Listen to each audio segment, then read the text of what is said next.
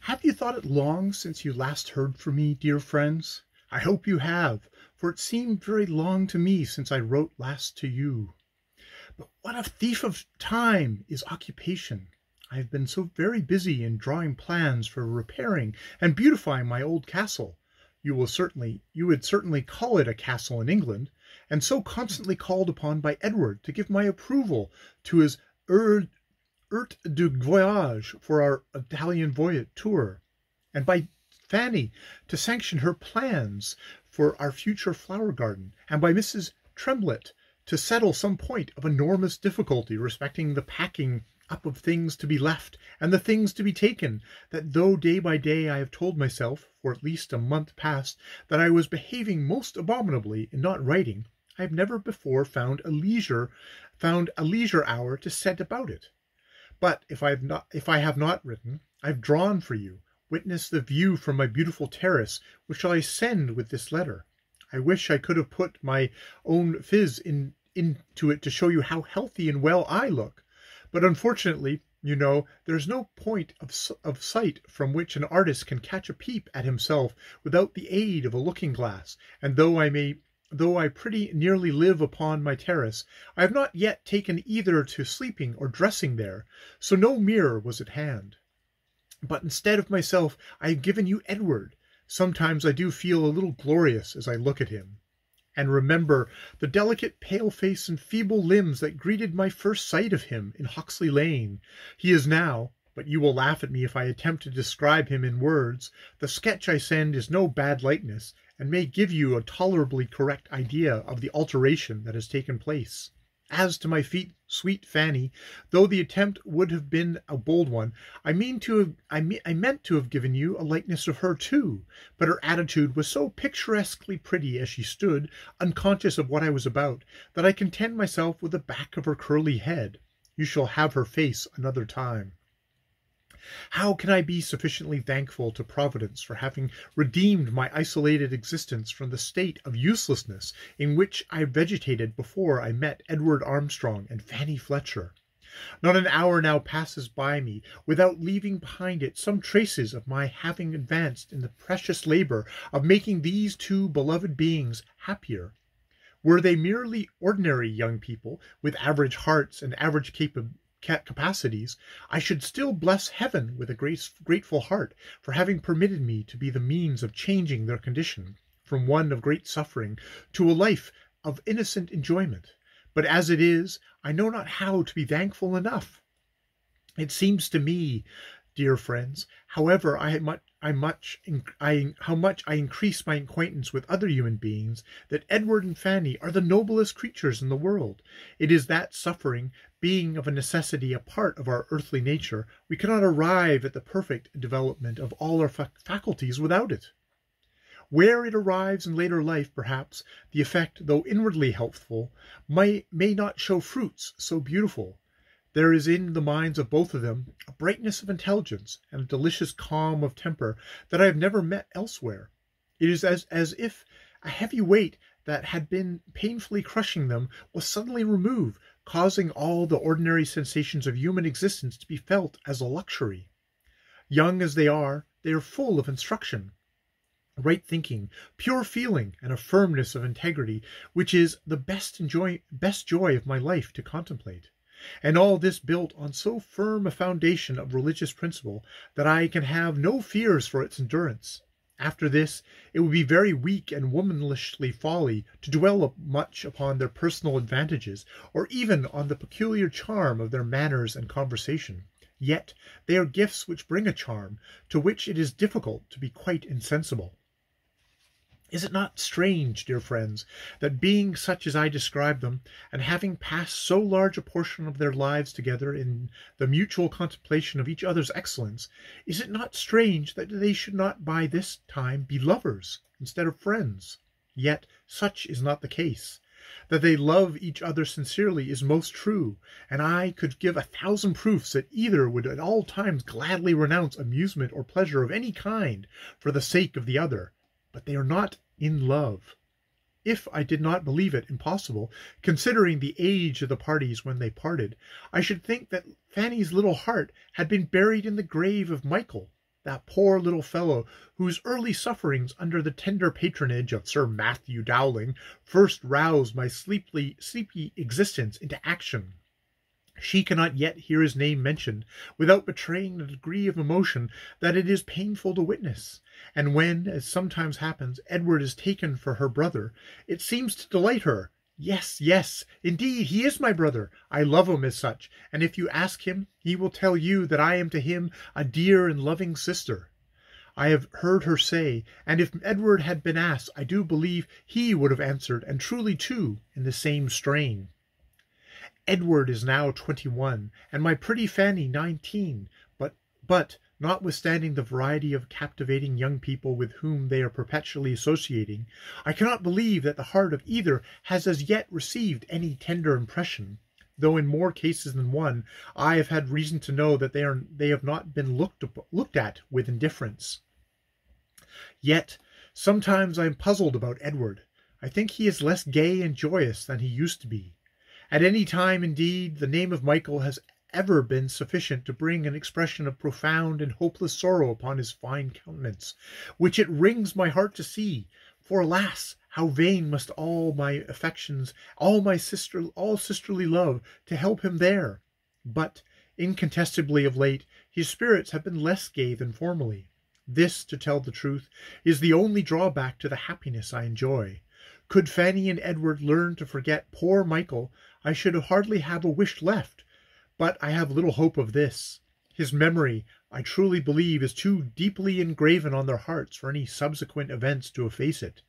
Sometimes, when I meditate on this sadly enduring sorrow, I fancy that I should rejoice if they were both of them to fall in love, as a cure for it. But alas, whenever that happens, what a breaking up of happiness it will be, for I can hardly hope to find a continental wife or husband for my adopted children, sufficiently English in habits and character to permit my inviting them to make a part of my family.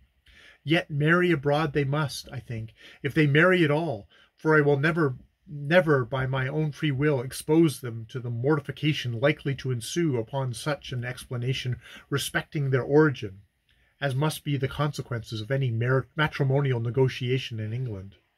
On the continent, the ample fortune they will possess, with their good education and great natural advantages, will suffice to make them very desirable alliances to almost anyone. But these are anxieties which, though they must come upon me sooner or later, I suppose, I shall endeavour to push from me and forget as long as I can. And now I must bid you farewell, for during the next month, or perhaps longer, our course will be directed by circumstances that we are not fully acquainted with as yet. But I will write as soon as I can tell you with certainty where your letters can reach us. Miss Tremlett, Edward, and Fanny send affectionate greetings to you all. And should it fall in your way to see or convey a message to poor Martha Dowling, I will beg you to tell her that I shall ever remember her with great affection and esteem. Adieu. Ever dear Mr. and Mrs. Bell, your grateful and affectionate Mary Brotherton. Did one reading of this epistle suffice for Mchl? Did two? Did three? It is difficult to say, for he remained in his shady and obscure retreat for so long that Mr. Bell, notwithstanding his previous determination not to disturb him, began to think it was time to see whether all the good news it contained had not killed him with joy. And when he reached the bench, Mchl still sat with the precious letter in his hand, and his eyes fixed upon it, so that it appeared as if he had not yet finished the perusal of it. Mchl looked up as Mr. Bell approached him, and immediately rising, stepped forward to receive him. It was not, however, any wild excess of joy that his features expressed, but there were traces of very strong emotion on his countenance, and his hand trembled as he stretched it forth to receive that which was kindly extended towards him. "You have remained too long alone, my dear boy, in this cold nook," said Mr. Bell, taking the young man's arm within his own, and leading him towards the house. "What makes you look so pale, Mchl? You are not ill, I hope?" "No, sir, I think not," was the reply, "but I can hardly tell you how I feel. At one moment the idea that my dear brother still lives, and that it is possible I may see him again, hear him, hold him in my arms, seems to make me too happy to breathe. And then again, a sort of doubt and sadness takes hold upon me, and I do not feel as if it were possible I should ever make one in the happy I could ever make one in the happy party on the terrace. And why not, Michael? Demanded Mr. Bell somewhat reproachfully. After reading that letter, can you find it in your heart to doubt that the party on the terrace would not receive you joyfully? Will not the happiness be too great? Cried Michael. Oh, how can I deserve it? Not by doubting the goodness or the affection of those who love you, replied Mr. Bell. But come, I must not preach to you now. I believe, for I suspect, that you are not in a condition to profit by it. Come into the house, sit down, and grow reasonable as fast as you can, and then we will talk of the time and the mode in which you must set off to join your family. For your family they are, and will be, Michael, you may depend upon it. Can I throw myself upon Miss Brotherton, sir, without her permission? Demanded Michael, while his paleness was changed for a moment into a glow of the deepest red. I am afraid you have a very proud heart, Michael, said Mr. Bell, looking at him. And it is not right. Is it not Christian-like? And that is not right.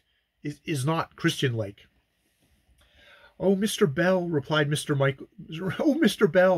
Michael, with strong feeling. Have I not already eaten the bitter bread of dependence?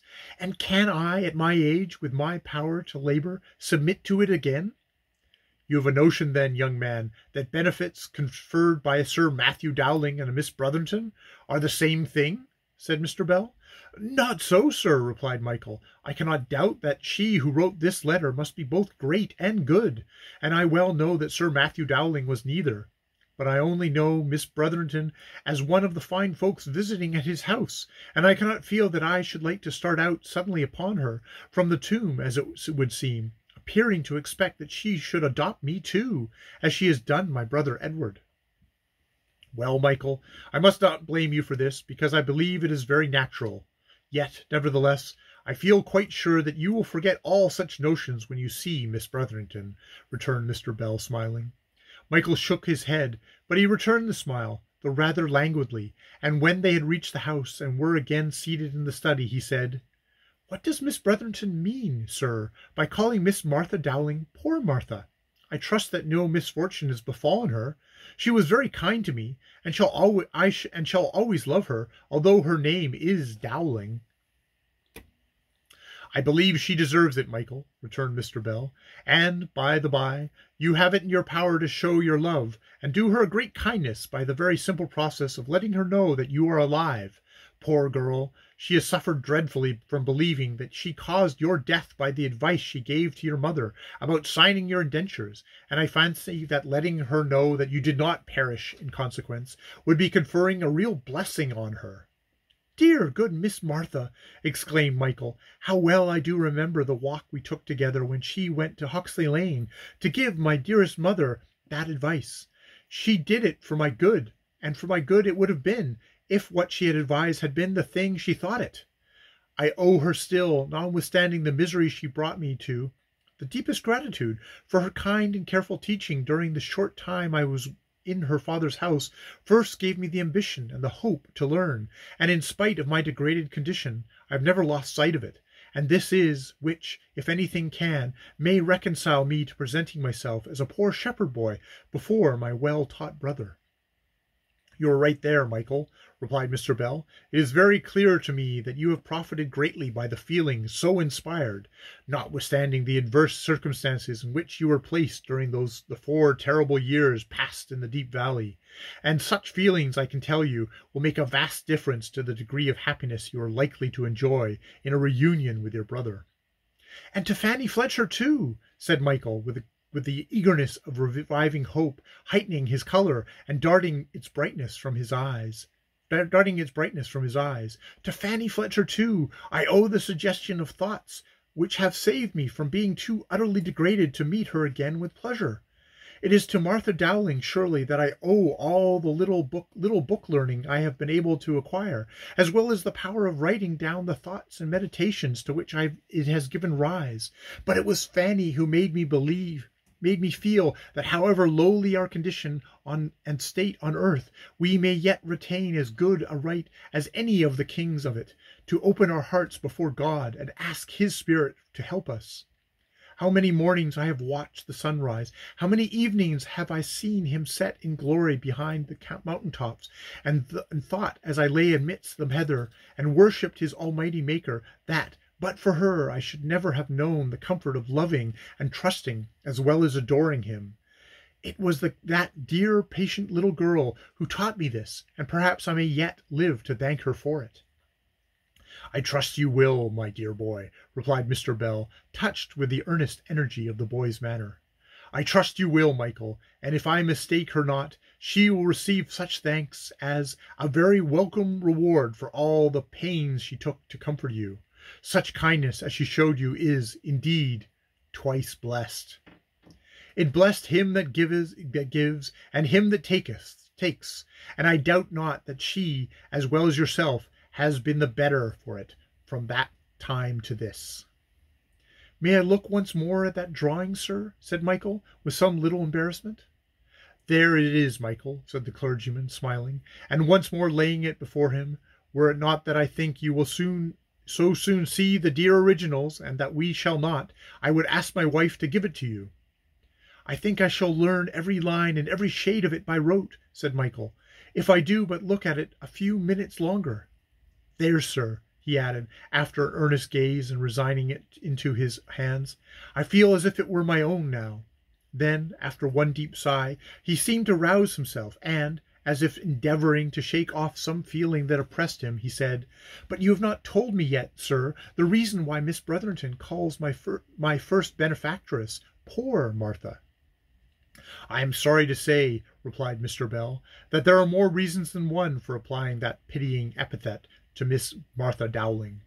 In the first place, she is greatly out of health, poor girl, and in the next, her father's affairs are said to be in a very tottering condition, in consequence of his having overloaded himself with a great quantity of spun cotton that he can get any sale for. He is said to have lent out money too, on some speculation which has not answered, and in short, that it is rather a nice question whether he will be able to get through his difficulties or not. Another misfortune is, that Sir Matthew Dowling, as soon as he possibly could after the death of his first wife, thought proper to marry the Lady Clarissa Shrimpton, who, strange to say, thought proper also to marry him. And it is said also that poor Miss Martha, who is the eldest of the daughters unmarried, is not permitted to enjoy much peace under the rule of her noble stepmother. Lady Clarissa Shrimpton? Said Michael, with an air of one whom some long-lost image is brought back. Lady Clarissa Shrimpton? Why, surely that was the name of the tall, thin woman who had practised the laying her bony hands upon my unfortunate little head when the terrible play was about. I dare say it was, said Mr. Bell, but at any rate Lady Clarissa Shrimpton is now Lady Clarissa Dowling. Poor Miss Martha! And she is out of health too? How can I manage to pay my duty to her, Mr. Bell, without running the risk of being recognized by Sir Matthew as the unfortunate boy who escaped from the deep valley? He would be able, I suppose, to make me serve out my time. I do not think he would attempt it just now, Michael, was the consolatory reply. Thank God, continued Mr. Bell. There has been a good deal said of the late concerning the abomination of the Deep Valley factory, and I don't much think Sir Matthew Dowling would run the risk of having it proved that he had kidnapped a boy away to it, in the style he managed you. I should have no fear whatever of your presenting yourself at Dowling Lodge, only to think it is 10 to 1 her ladyship will not let you get a sight of Miss Martha without her being present, unless you were to write a line to the young lady first, and then perhaps she might contrive it. Michael now rose to take his leave, offering with a fervour that was very touching his earnest thanks for the generous kindness with which he had been received, but he resisted all the hospitable efforts made to retain him as a guest. He had need, he said, to be alone, that he might bring his mind to such a state as would enable him to sustain the wonderful change in his prospects, with something like fortitude and rational composure. There was more real kindness and true sympathy in the manner of accepting this excuse than the most pressing offers of hospitality could have shown, and Michael, after involuntarily kissing the hand stretched out to bid him farewell, took his departure from the clergyman's house with a heart full of thankfulness to God and man.